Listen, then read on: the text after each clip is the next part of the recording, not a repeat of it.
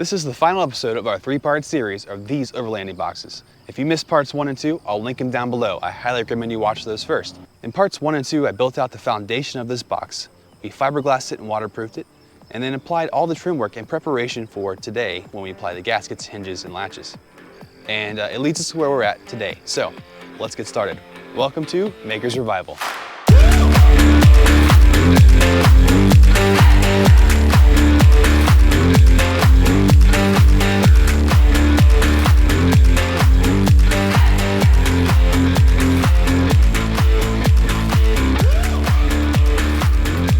Today, we're talking about finishing work, all about priming, painting, clear coating, and applying those finishing touches like hinges, latches, and the handles. So I'm picking up right where we left off in part 2, where we finished fiberglassing the inside of the box. So I'm just going to take a few minutes here to sand the edges where the fiberglass ends on the box because it's kind of rough, and so I just want to make that smooth over so the lid closes properly. And I'll just take a few minutes to sand the high spots off on the inside of the box as well.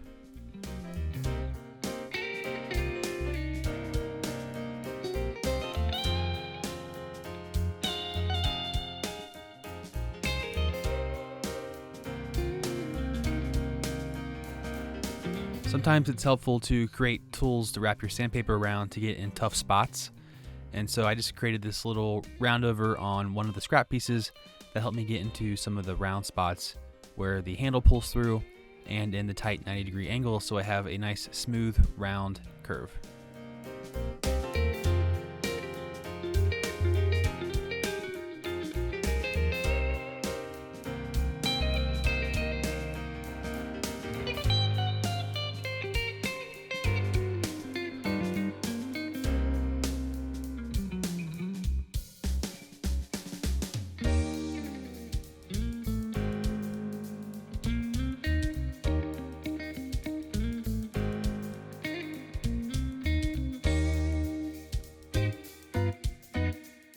I had initially planned to fiberglass the outside of the boxes, which would have waterproofed these boxes from the outside in, but those plans changed, so I had to find a way to try and waterproof the outside of the box with the fiberglass being on the inside. So what I'm doing is just using the same resin, the finishing resin, to apply it to the outside of the box in the hopes that it soaks into the wood and creates a watertight seal.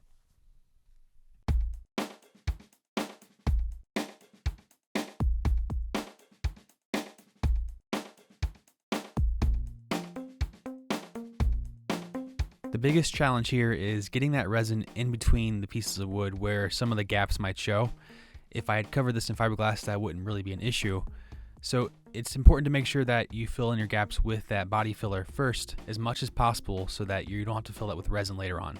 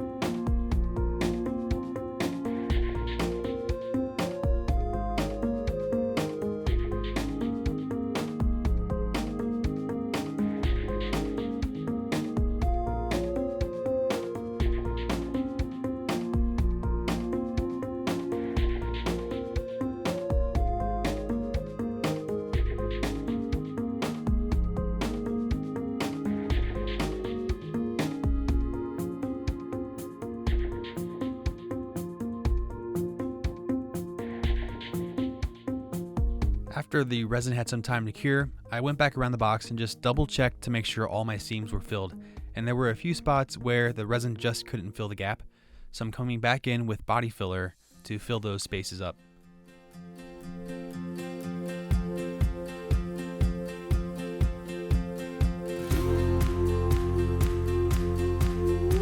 after that filler sets up, it's time to do some sanding, which I'll admit is my least favorite part of this process. So I kind of aim for a middle of the road where it has a few high spots here and there, a few bumps, but it ends up looking kind of like a spray and bed liner. And I think this all works out in the end for me because I'm using a satin paint for my finish. If you're planning to do this and want to use a gloss or high gloss finish, I would recommend you take a lot more time than I did to sand this to a perfect finish. Maybe even a few rounds of body filler to get it perfectly flat, because that will really show in the gloss.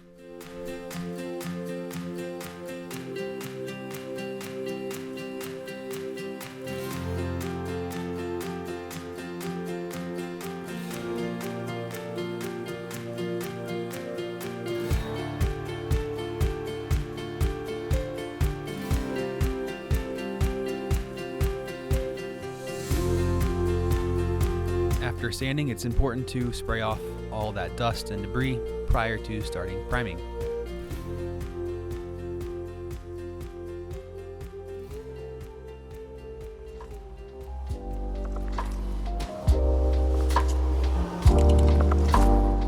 For my first coat of primer, I used a filler primer, and I planned to use this on the inside and outside of the boxes, but it didn't go as far as I thought it would. I only bought 2 cans. It did a great job of filling holes, but I ended up only using it on the inside of the boxes where the fiberglass actually laid to help fill those holes. So instead of buying more of this later on in the process, I just bought a different type of primer that I will show shortly. But note that I'm putting all these products down in the description of this video, so if you want to use the same product I'm using, you can find it there.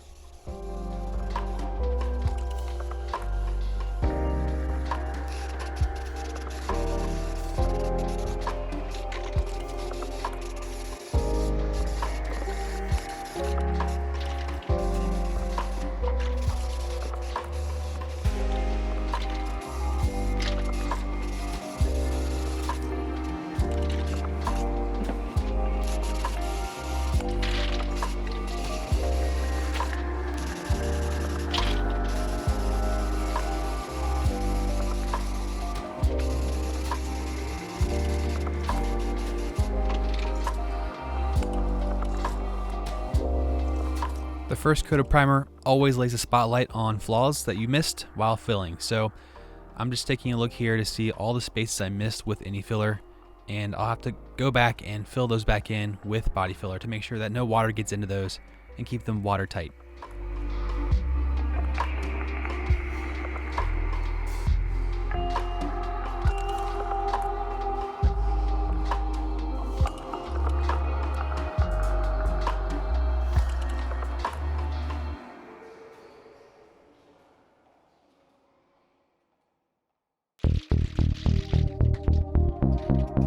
At this point, I switched over to a flat black primer by Rust-Oleum.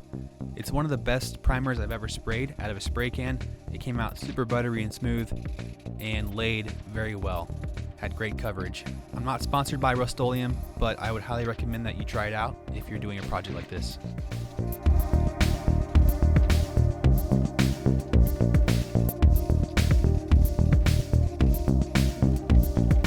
Since the inside of the boxes have already been primed, I'm now switching over to the actual paint, and I'm using the same Rust-Oleum brand, just with the satin black paint.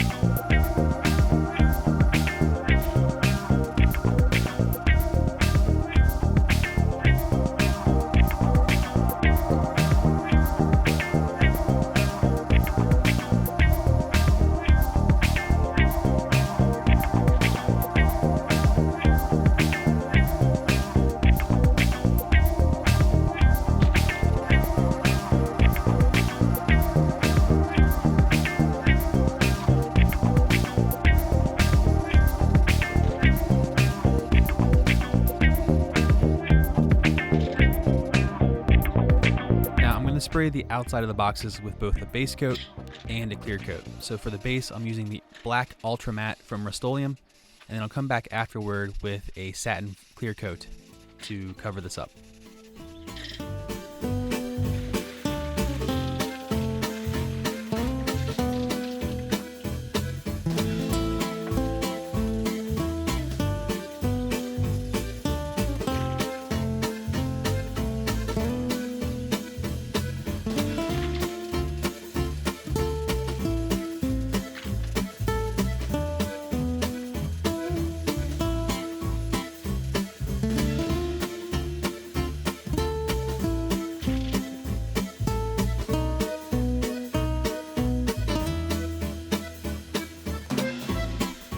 here's the Rust-Oleum satin finish I'll be using. The one on the left will be for the inside, and the one on the right for the outside. I think it's the same formula, just different spray tips. And the adjustable one I'm using on the outside just for more control.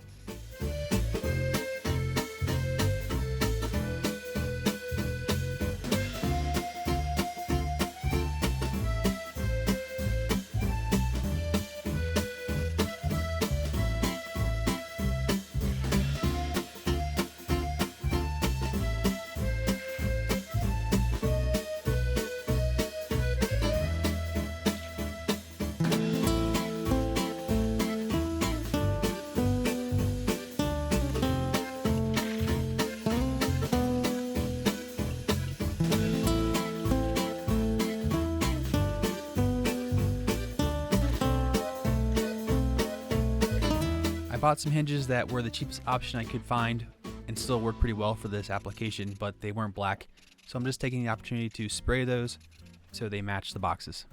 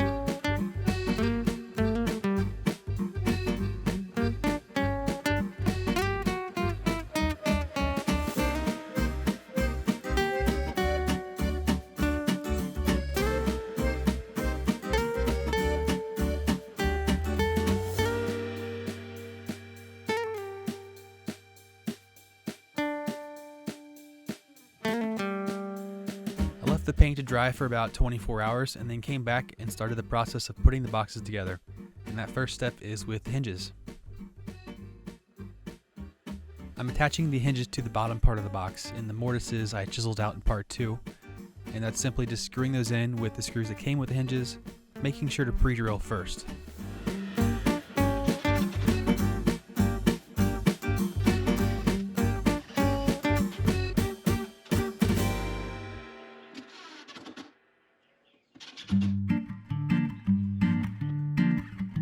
I didn't create any mortise in the lid of the box for the hinge to sit into, so placing these screws and the hinges in the right place is a bit more challenging.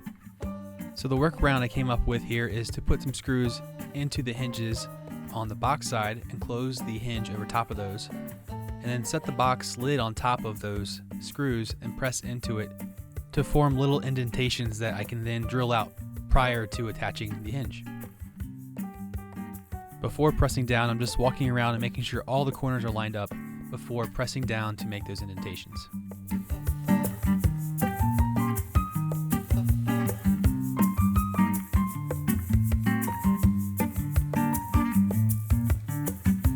And now I can clearly see where I need to drill.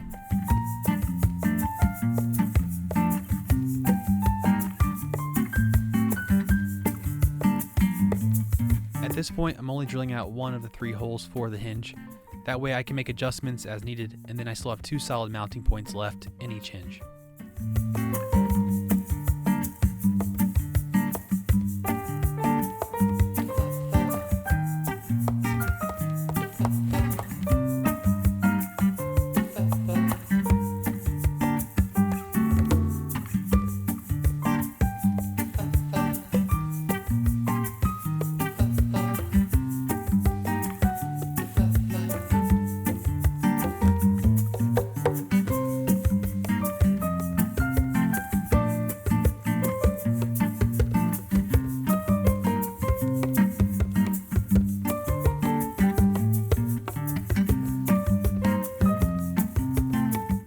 First test to make sure that lid actually closes.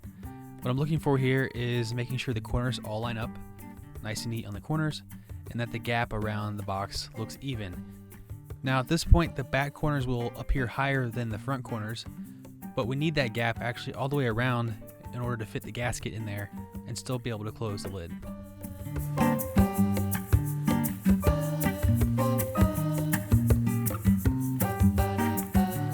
With everything fitting well, I'm just adding in the last 4 screws.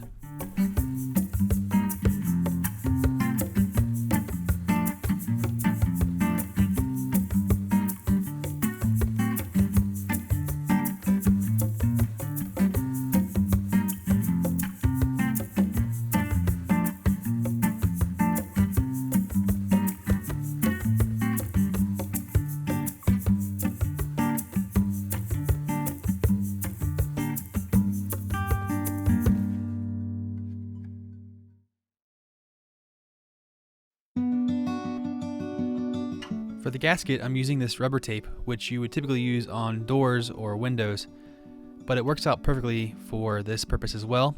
It has a self-adhesive back, and it comes in all kinds of different sizes. I happen to have the large here, and I'll link this down below in the description, so if you want to use the same thing, you can find it as well. This particular rubber tape is 5/16 tall, 19/32 wide, and 10 feet long, which is just enough to get around the entire box. Very simple. We'll just peel this tape back, kind of put this off to the side, and stick it on.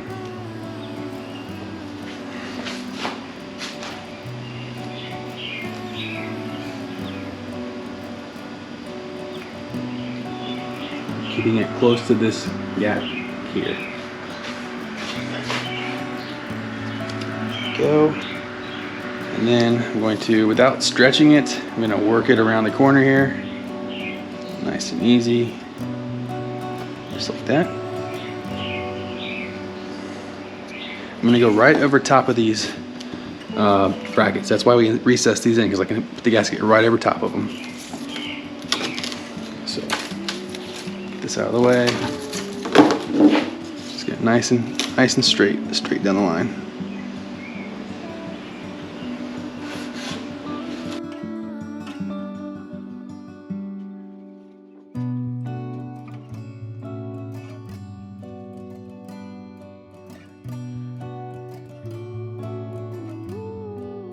And I'm just trimming the gasket around these slots so that straps can actually get through.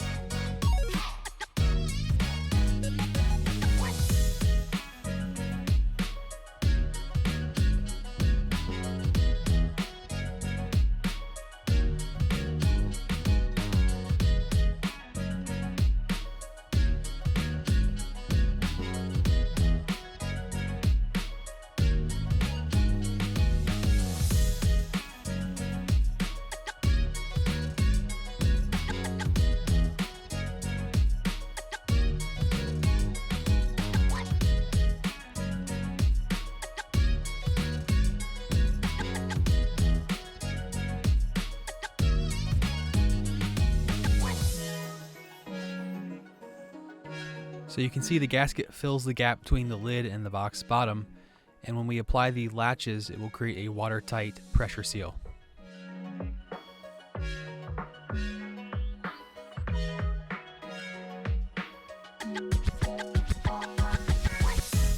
And now we can add the latches, and I chose this particular latch for a couple different reasons. One, it's adjustable so that over time, if the gasket compresses, I can make the latches shorter. 2, it matches the box style pretty well, with it being black and kind of tactical in feel. And 3, it's lockable, so there's a little place down below that allows for a padlock that keeps these boxes secure.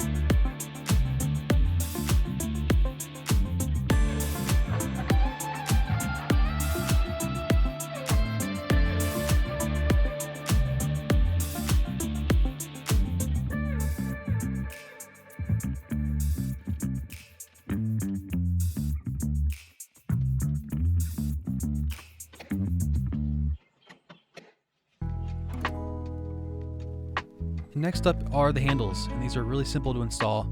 You just run it up through the hole and tie a simple knot, and it stays in place. Now, these are adjustable in length by just tying the knot in different places. I'm tying these off and leaving the rope long in case there's any stretch later down the road that I can then readjust the knot as needed.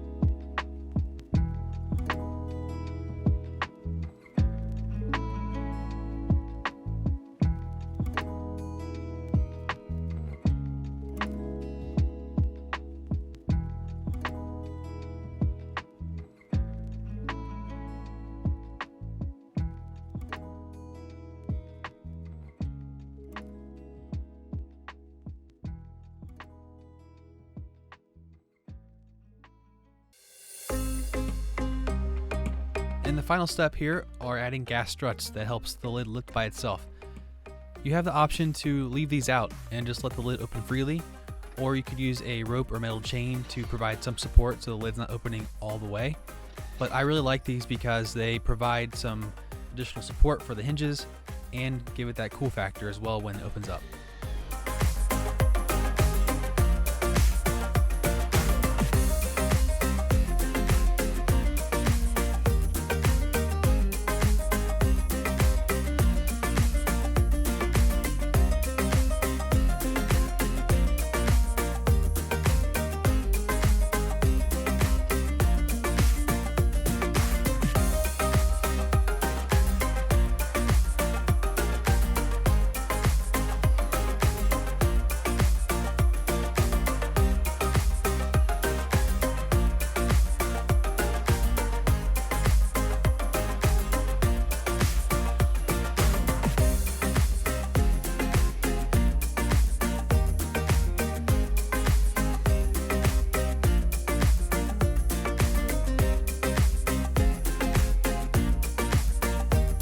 As a final step, and just for some added security, I'm adding some screws to that trim work around the border of the box near the hinges and the tie down points, just to make sure they're both extra secure so that it's tied down to the top of a car or a truck. It's not going anywhere.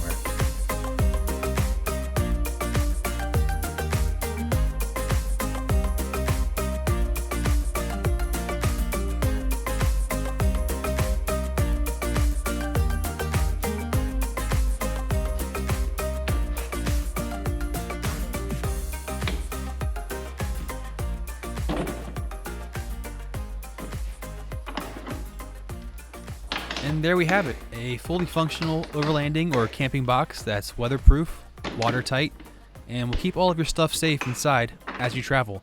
The only thing we're missing now is B-roll.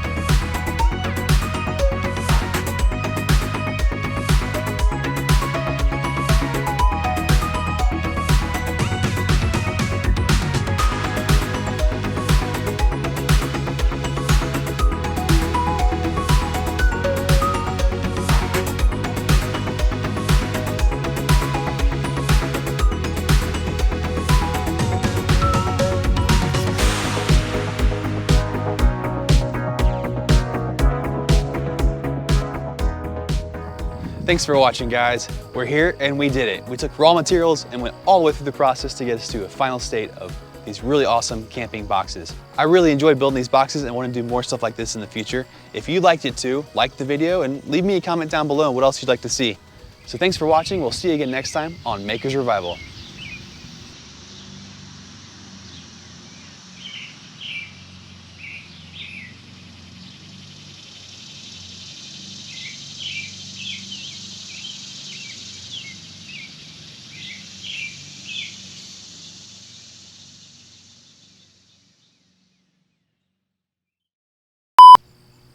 If you like this type of content, please subscribe. What was that?